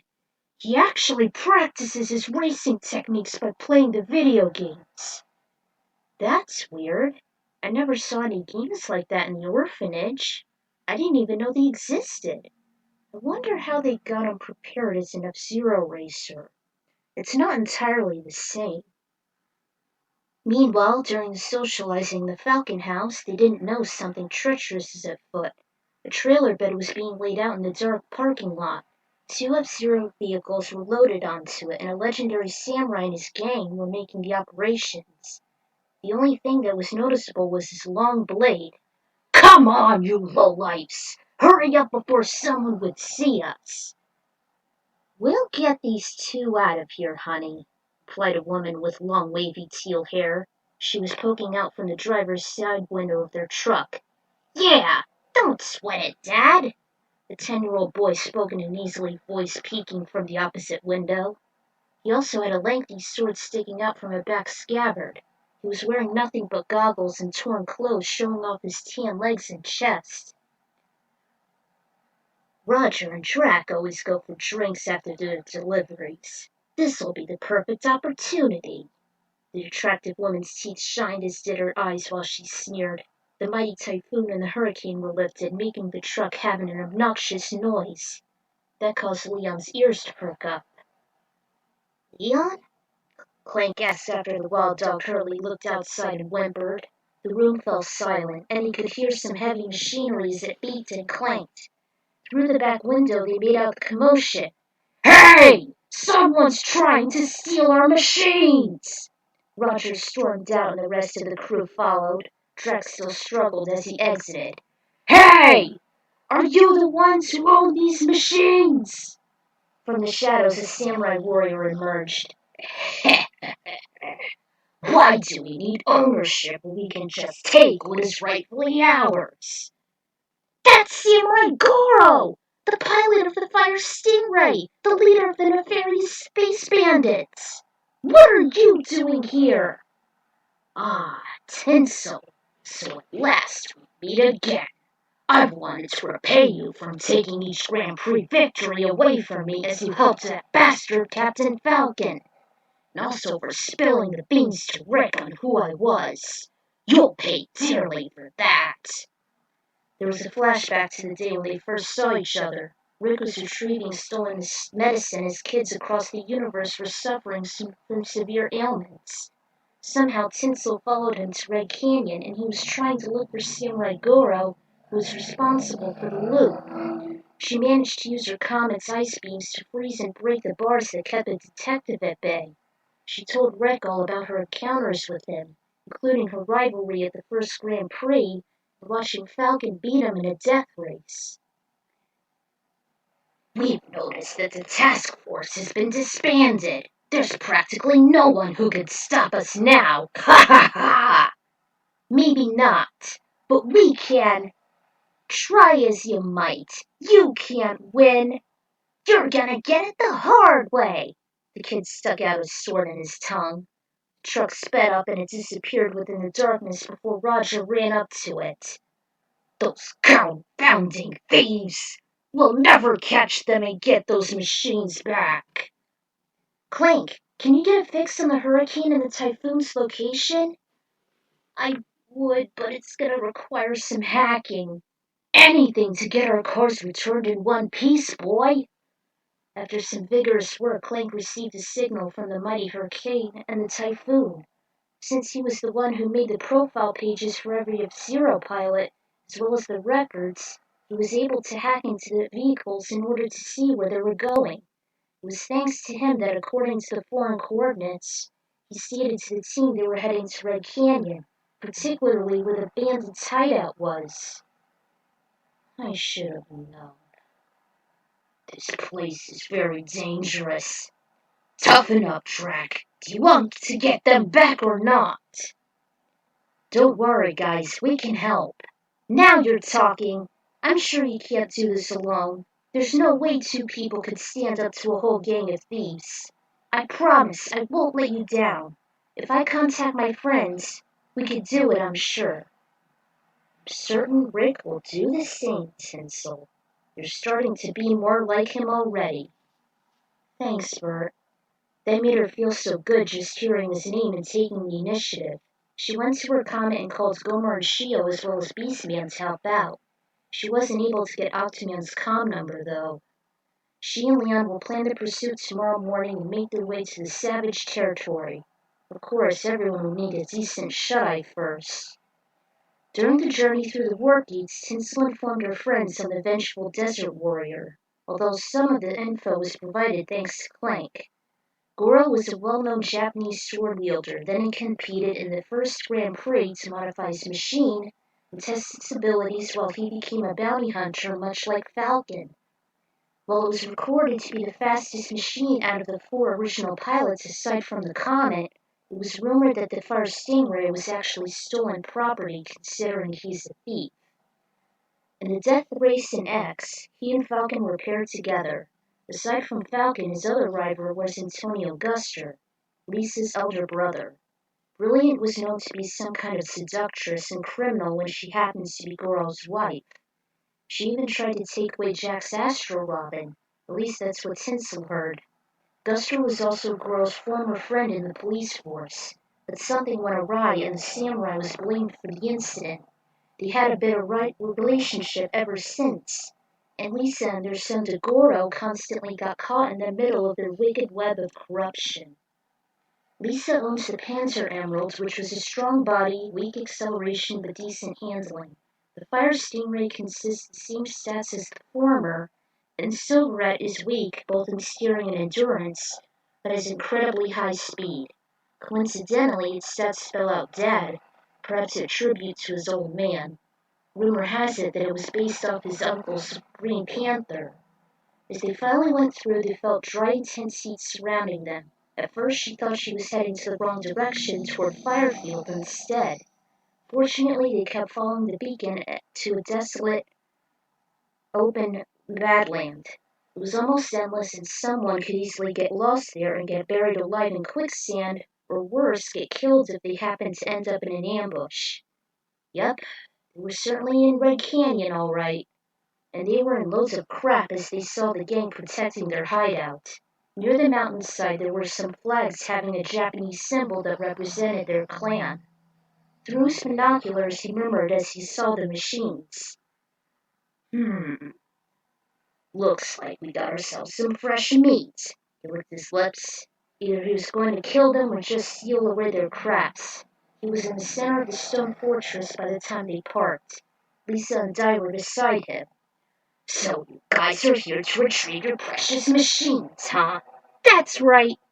Her Silver Comet taking the middle, followed by the Angler and the others. Yeah, well, you're out of luck since it's considered to be our property. Your property! Who the bloody hell says this is legitimately your property? You guys are nothing but a bunch of vile floating around the galaxy! Watch out, Roger! You two are delivery men. You should know how the ways of Red Canyon works. Tinsel had the right idea, as did everyone else. You know the law in Red Canyon? If you lose the race, you forfeit your machine. If you guys remember Chapter 2 in F-Zero GX, you would know. This was not turning in Roger's favor. We're here to get our machines back! You better give us the mighty machines or we will pummel you mercilessly. I'm afraid you cannot do that. The group was surrounded by crooks drawing out their swords toward them. Nobody messes with my dad, Goro pouted as he put his arms on his hips. What should we do with them? Toss them away? Nah, just take them away. For the moment. Goro snapped his fingers and the pirates immediately bounded their arms behind them. Roger and Drac were incapacitated by their spiked boots as they tried to fight back. Clearly they were desperate to reobtain their machines. They forced them down in front of the stronghold. Tinsel's plan certainly backfired and the pressure was put on her and her friends. How would they expect to save the task force now if they can't save themselves? Goro unsheathed his sword and pointed toward the group. Now, you have two choices, dickweeds. You can either leave peacefully, we will take your machines without any bloodshed, or, if you dare to resist, we challenge you to a race to the checkpoint and back under our discretion. And if you lose, your pathetic lives along with your cargo shall be ours. Take your pick! Most of the guys were quivering with fear. They knew they were going to die either way. I will challenge you, Goro! In the distance, a familiar baritone was heard. Everyone looked incredibly shocked at the masked figure in blue. He donned on a helmet with a metallic golden etching of a bird. He also had on thick yellow gloves, a laser gun attached to his torso, and long boots of the same color. There was a shoulder plate on the right, symbolizing it to be a wing of sorts. They all realized he was none other than Captain Falcon! Both the bandits and the victims chorused his name. You! What are you doing here, you pesky fowl? Can't you see I'm trying to cut these crooks a few breaks? They do not deserve this. Let them go. That is if someone is willing to challenge you in your death race. Heh, I'm afraid it's invalid, for you see my crew claimed the machines are rightfully ours. They'd shown 2 receipts as proof, putting the hapless Roger and Track into despair. However, Falcon wasn't convinced. He responded coolly, "Is that it? You really think they could be accepted? Those signatures are nothing but forgeries. Those receipts have been typed haphazardly. They don't even match their license numbers. Even the Internova police force would laugh at it. How dare you!" He was miffed about it since Falcon was using his primal instincts from another squad patrol. Ironically, Goro and Falcon were once cops in the Internova police force back in the day. "I will take the offer. Anyone who wishes to join me is welcome. I'll help to retrieve these 2 captive machines." "Fine! Have it your way, Falcon!" "Who will be brave enough to go up against me and my family?" "I will. And me." With incredible accuracy, Goro cut the vines as quick as the wind. Tinsel's and Leon's arms were free. "Head over to your machines. We got some bounty hunting business to settle." Climbed into the Stingray, Falcon went into his craft, and the Angler and Comet started up. Lisa and Dai followed suit. Everyone lined up into threes. One side was the Blue Falcon, the Silver Comet, and the Space Angler, while the other consisted of the Fire Stingray, the Panzer Emerald, and the Silver Rat. Dagoro actually stole Gomar and Shio's scarves as they were being held hostage. "Hey! Give those back! Those symbolize our friendship! Nah, they're mine now!" "If you win, you get those old broken machines back. But if any of you should lose this race, they will be forfeited, and your vehicles will also be ours for the taking." "Understood. I'll take you on. I won't let Lisa intimidate any of you guys. Kids are my specialty, but I'm definitely gonna spank this one." Tinsel raced against Brilliant. Falcon rivaled Goro while Leon took on Dagoro. Beastman and the others were held back by the thieves. It was 3-on-3 tag team instead of 1-on-1, unlike Falcon and Goro's showdown. The course was the same one, with the boulders falling by Goro's henchmen, and the family boosting past the other racers.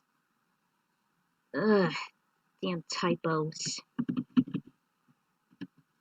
However, it's the same process back while avoiding the fallen boulders and beating them to the finish.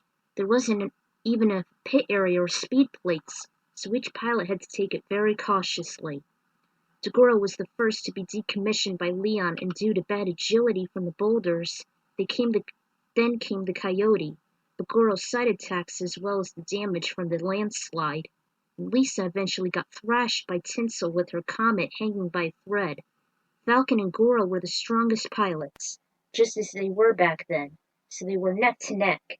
However, the Blue Falcon conserved its energy, gave a few boosts, and whizzed past the finish line. Every one of the victims cheered for his stunning victory, knowing that their lives and belongings would be safe. All 3 machines exploded, and Goro, Dai, and Lisa scattered across the ground. The thieves rushed in to help put the fires out. That was when Tinsel, Falcon, and Leon had their cue and rescued their comrades. Gomar stood on Shio's shoulders and retrieved the stolen scarves unscathed as they descended from the air, fluttering like kites. "Thanks for helping me save my friends, Falcon. I owe you one." "No, let's just call it even." "Come on, we have to go. They won't be vulnerable for long." The pilots hopped into their corresponding machines while the malfunctioned ones laid on the trailer bed. Leon took the wheel, and everyone followed the mysterious bounty hunter to safety. The smoke was clear enough for Goro to see the escape. He realized his possessions in the long truck were gone. "Falcon, one of these days you'll answer for this." They managed to head back to Mute City, and it was almost twilight. Falcon and Tinsel caught up, and they recognized each other from the bounty hunting they did last year. He heard of the task force's plight, and he insisted to help. "That's why I brought some friends with me. Even they want the team reunited as much as I do. You must bring back the task force. Alive. Dark Million will stop at nothing to exterminate them. Black Shadow should ever use them, though. He lost his train of thought as he looked back and saw Roger and Drac. He then let her on a little secret. The mighty Typhoon and Hurricane originally belonged to one of the racing teams that dissolved after the big accident several years ago, when the original Grand Prix was discontinued for a time. Oddly enough, every member of that team has since been reported as missing, much like the task force itself. Does that mean they'll never find their true owners? I'm afraid not, Tinsel. I'm certain they'll find out for themselves eventually, but you must find every member of the elite and bring them home, especially Rick. Even Falcon knows how important he is. I must go now, Tinsel. There's still so much at stake. Their lives depend on you. Wait! I want you to stay with us and help us look for them together. Perhaps some other time. I have more bounties to collect and bring to justice. All right. Good luck. Just don't forget about us. The Blue Falcon sped away and Leon hesitated as he made some deep sniffs. What is it? I don't know. But there's something very atypical about Falcon. Something seems familiar. I can't be sure, though. Well, we should get going. I'm sure Bert and Clank are waiting. After that, they united at the Falcon House. Roger and Drac couldn't thank her enough for recovering their machines.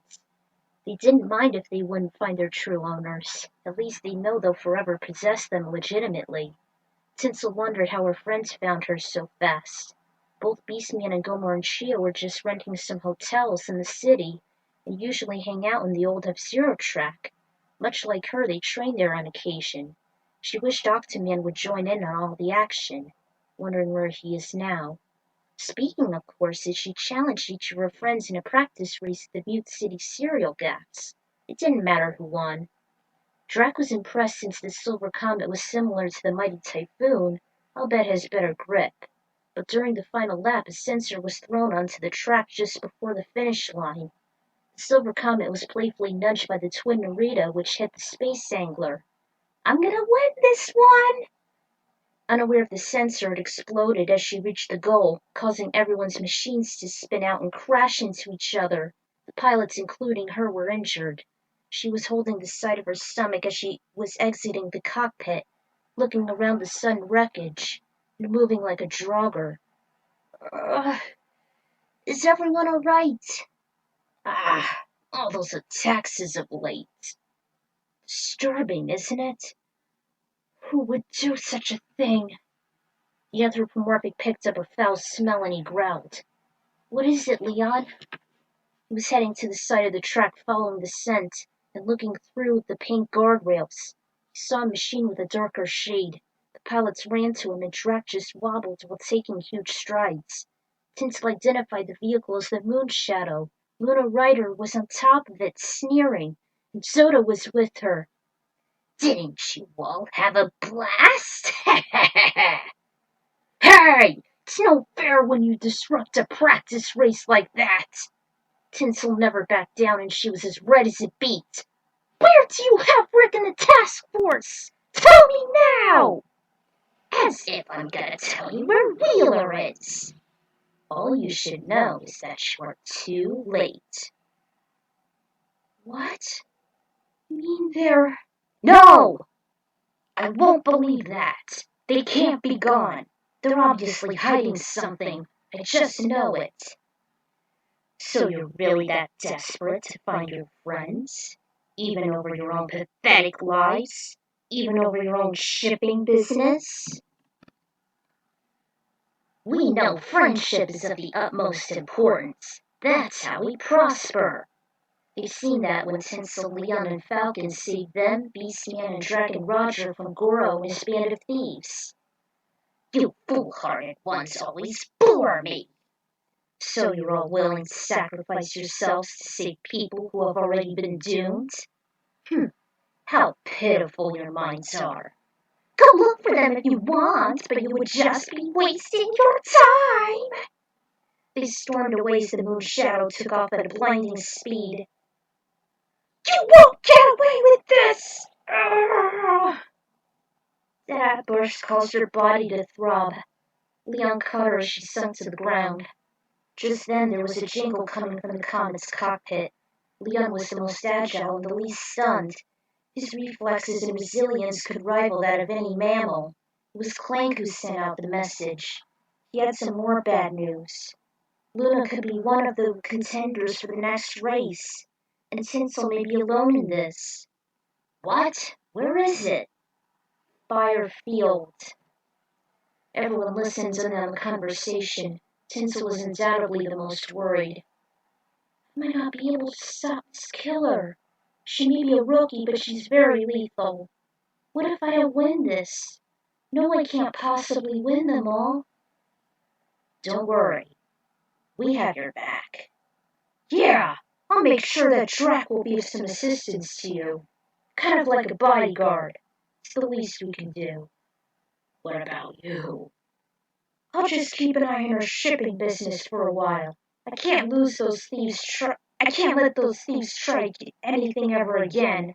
Those machines are the most important to us. Oh, and if anyone messes with you or Drac, I'm coming after them. Thanks, Roger. Is that why you all want to help? We wanted you to know that if we work together, you can achieve anything. With her friend's support, she felt a little better, yet something else was toggling her mind. Rick, if only you were here. I hope you could hear me, and I know you are out there somewhere in the vast reaches of space. But where? Where? Unfortunately, there were no answers, just twinkling stars above. Drac kind of reminds me of the Thing from Fantastic Four, Michael Chiklis' Thing. And I saw Roger and Drac in the Fox box, but I wasn't able to see it again after that. Can't find it anywhere except the Japanese dubs. And Tagoro might sound like Zidane from Dissidia. So, the cover versions would play here. And the second chapter is l'hommage. Well, actually, the course is a homage to chapter 2, but it's only there and back. And it's a 3-on-3 tag team. Last course is, of course, a fan favorite, the Mute City Serial Gaps, which was a stunning finale of the Sapphire Cup. And it was made for Smash 4. I also liked Ephraim's LP when he used that cover version as the finale. I also had an inclination that Black Shadow was the main culprit for the F-Zero accident. Otherwise, how would he have his chance of making Blood Falcon? And after all, he has the Black Bull. He's the Emperor of Brutality. So Luna's made her move on Tinsel, obvious puns aside. And Clank informed her she'll be a contender in the next race. Those two paired together, with no support from the task force, things would really start to heat up. So stay tuned as I try to get lap 6 done as soon as I can. So, there you have it. Finally, you got lap 5 done. And again, I'm sorry. I'm sorry for the cut because I'm pretty sure the internet will cut me off. So, stay tuned for lap 6. Until then, goodbye everybody.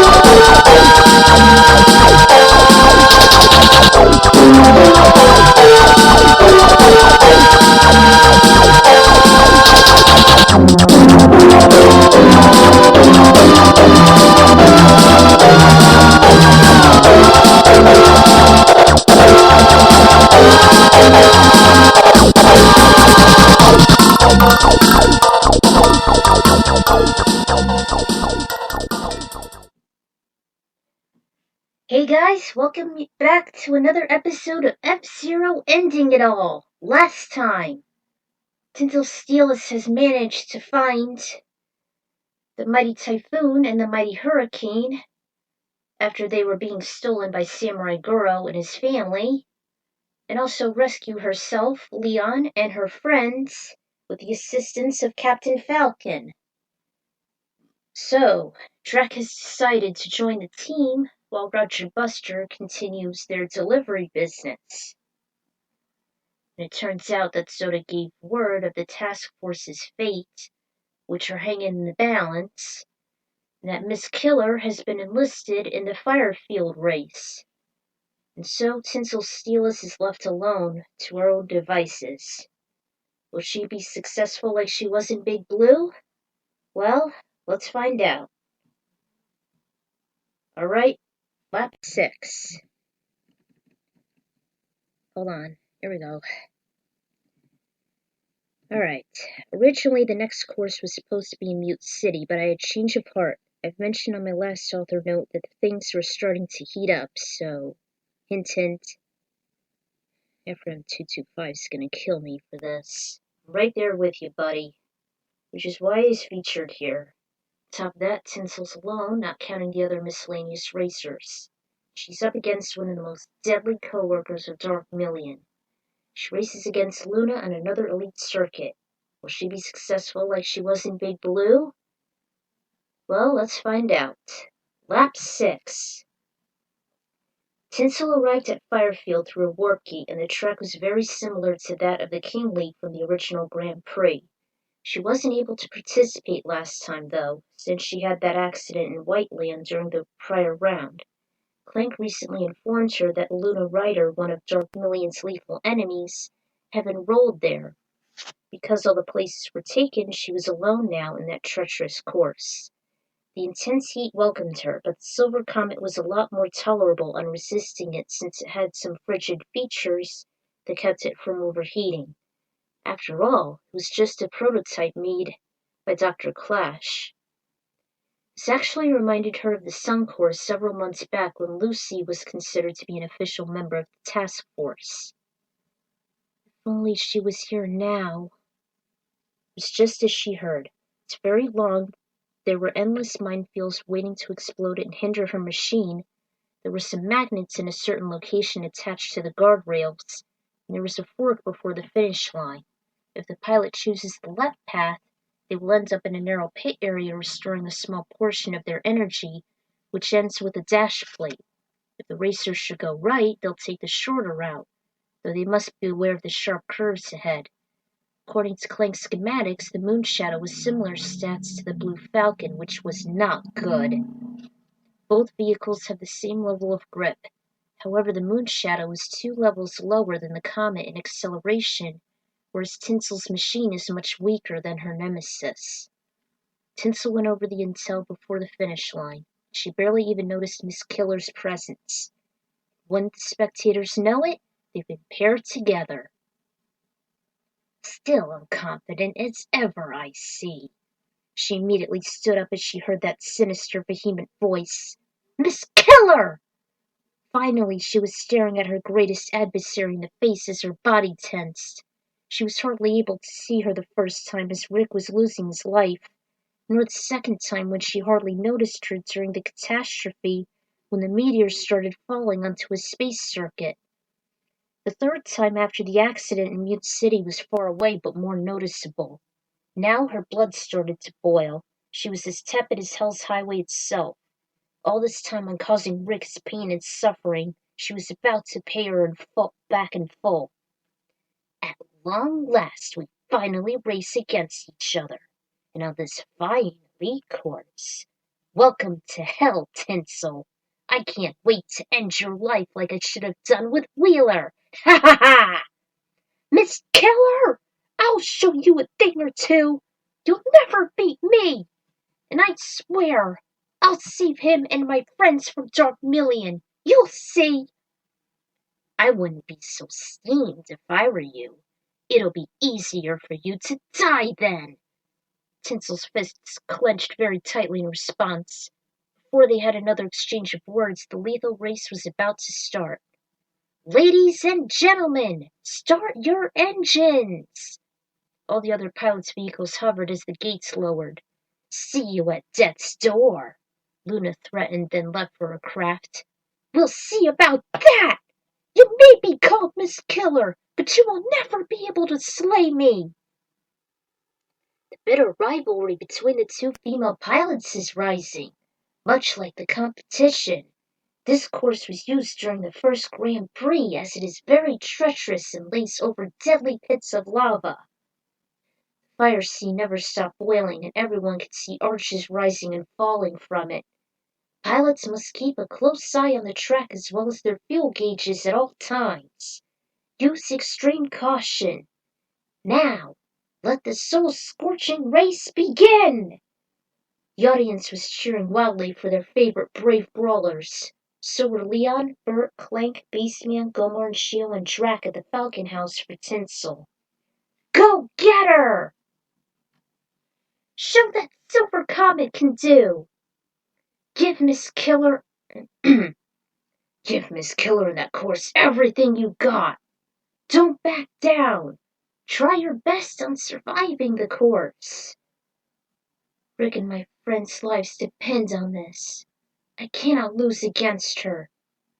The machine shot out of the starting line, and their first deathly obstacle were the minefields. Each one was placed randomly on the first stretch. Every machine took quite a beating as they ventured through it, though the Comet and the Shadow were still kicking. By the time they passed that, Tinsel had an idea. The trick was to push the enemy into the mines, causing more damage. She saw Miss Killer just ahead and rammed into her. She retaliated and it became a pushing war until they saw an island at the center. They split up, took a few chunks of damage as they shredded on the guardrails, and were then dragged into the walls of the aisle. Damn magnets! The turns were tough without hitting the edges, which caused even more damage to their machines despite their decent handling. Nevertheless, they were the ones that stood out the most amongst the other competitors. As the anonymous pilots kept catching up, they each didn't hesitate to wipe them out with some side and spin attacks. Their victory was all that mattered. Finally, there was the fork in the road. Seeing that the right path was the shortest, Tinsel took it. Luna followed, and again they clashed. The Moon Shadow's body was stronger than Tinsel's, and she hit her dead on. She collided with the course, but she never gave up. You're not getting away! Luckily, her booster was activated on the second lap. Tinsel was able to catch on to Luna and she performed the stunt. Unfortunately, the Moon Shadow had more endurance. Plus, her ability to handle turns well made her very formidable. It was little to no effort. I don't get it. Not even a blemish. Luna unexpectedly caught Tinsel by surprise as she hit her. Her strength was better, causing the comet to be forced to the wall. It grinded along and sparks were made. Burn to a cinder, Tinsel, like how a comet should. Never! She accelerated and she was temporarily saved by the magnets as the shadow was caught. Seeing the comet took quite a beating, she headed to the left where she saw a pit area. Her relief was short-lived as she saw how narrow and brief it was. The path was too long and detrimental, as the moon shadow passed her with minimal effort, despite the dash plate at the end. Then, during the final lap, Luna used the same tactic. Since she was slightly stronger than the comet, it caused it to lose top speed, and her power was down. Ugh! It hung on by the skin of its teeth, the announcer stated after seeing the near-death stunt. Desperate, she used a boost which resulted the comet to sacrifice most of its energy. It hardly had any left. An alarm was on as it was burning up and struggling to hold together. Black clouds of smoke were emitting from the tailpipes, and the draft became a little more strict. Come on, Comet, I need you to do this! Tinsel took the course with utmost precaution, avoiding any more hazards and sticking as close to Miss Killer as humanly and mechanically possible. Must not lose this race. Everyone is counting on me. I can't give up my life now. But Luna kept closing in on Tinsel, yet she kept using a spin attack to keep her at bay. Soon she stopped trying and boosted ahead as they neared the last obstacle.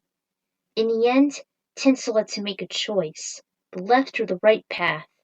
Eventually she made a last-second decision as she sharply turned to the left side, where the small pit area awaited her.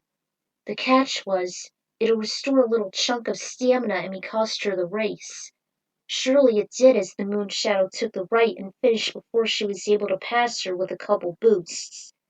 It was definitely a crushing defeat. No! She slammed her fist on the heated dashboard. I lost! She squeezed her eyes shut, trying to hold back her discontent and upset. Friends supported her through the calm. They were watching that lethal race back at the Falcon House. I lost. Miss Killer was able to beat me. If I'd just taken the right path instead of the pit area. I didn't have a choice. I had to choose my own life over that race. Would have done the same. It's wiser to lose a race than your own life. So would we.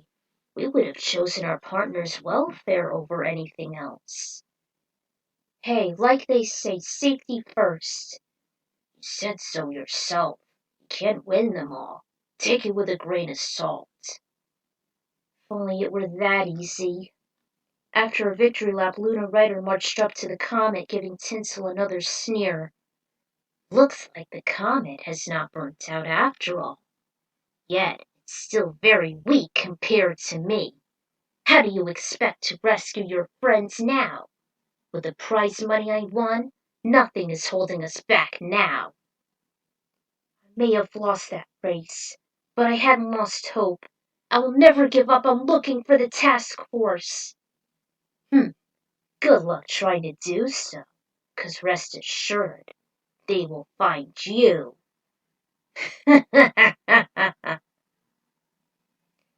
Tinsel never bothered to present her second-place victory, even though she still technically qualified for the next race. She just drove her battered machine away as she sulked. Clank worked on the repairs with Gomer and Shio at the parking lot. The rest of the team kept encouraging Tinsel despite her devastating defeat. Beastman helped Drac exit the narrow door as they left. You should never give up hope. You still came in second. That alone means you're still able to compete against Dark Million. After all, you've made the wise decision not sacrificing your own life. Comet should be done within the next day. He handed her a soft drink. Thanks, Bert, but I'm still nervous on Rick and the others. Luna said that the task force will find us, theoretically. Leon laid a paw on her shoulder and gave it a shake. Like we said, Tinsel, we got your back. You're not really endangering us, 'cause we're all involved in this. We each have a promise to keep. She still wondered what Octoman might be up to, though. Wonder how Dark Million is going to use the prize money Luna won. Who knows, Tinsel? Who knows? Of course, Black Shadow would use it to speed up the process and what he's going to do with the task force. Whatever it is, something very diabolical was involving them. With the prize money, Black Shadow's experiment was near completion. A black solution was inserted into the tanks. Momentarily, Rick was the first to react to it as his eyes were rapidly moving. The water started to bubble up and a fist clenched and trembled as he absorbed it. It's working! Black Shadow gazed at his greatest creation. Excellent work, Miss Killer. You'll be reunited with him yet. His fangs shined as he smiled. The lab rat eventually stopped shaking and he hanged limply. The demon gave a signal for his subordinate to drain it. A button on the motherboard was pushed and the liquid was ejected. The death soldiers surrounded Rick and the hatch was open. They disconnected him from the numerous wires, removed the oxygen mask, and carried him to a perch nearby. Lastly, the drones discarded his soaked task force uniform and replaced it with a new wardrobe. He donned on an opaque leather golden suit. 2 spiky dark gray shoulder plates were shown, along with a collar consisting red jewels. His pants was still the same, but his shoes were replaced by black suede ones with 2 horns protruding from them.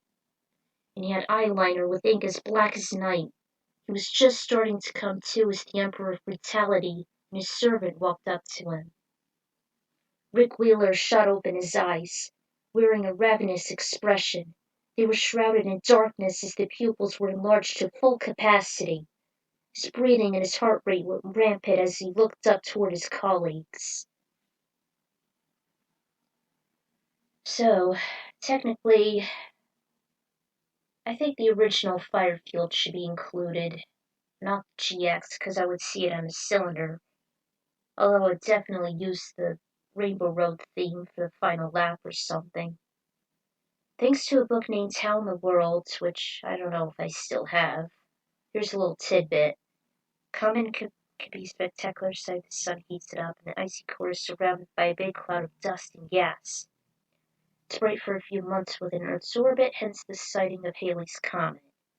It was indeed glowing on the track as it was intended to do, but luckily, the pilot survived the ordeal. As for Rick and the task force, find out next time. So, there you have it. Lap 6 is done. Will Rick actually serve Dark Million loyally? Or will Tinsel meet her own demise? Find out next time